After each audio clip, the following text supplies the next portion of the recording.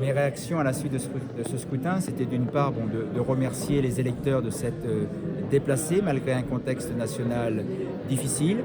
Remercier aussi le personnel et puis tous les scrutateurs, les personnes qui ont participé au dépouillement et tenu les bureaux de vote, qui ont rendu possible cette élection. Alors, il est vrai que la participation n'est peut-être pas aussi importante qu'on l'aurait espéré. Maintenant, le contexte national, les dernières annonces du Premier ministre et le fait qu'il n'y ait qu'une seule liste sur Beaugency-en-Anjou a peut-être pas incité les personnes à aller outre et à vouloir se déplacer pour venir déposer un bulletin dans l'urne.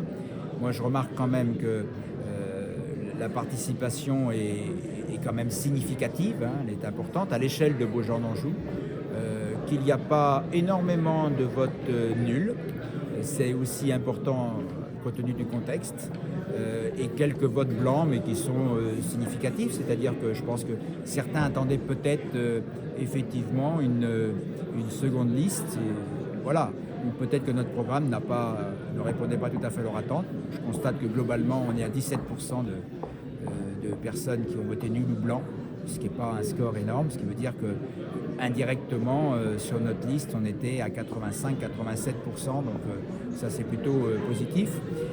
La dernière chose que je voulais dire, c'est que les conseillers de Bâtir Ensemble qui sont élus ce soir de manière démocratique ont tenu par respect et par engagement à aller vers les électeurs. On a tenu les réunions publiques, les 15 réunions publiques jusqu'au bout.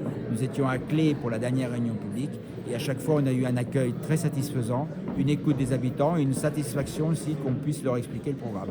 Donc je pense que la mission est remplie pour la liste Bâtir Ensemble.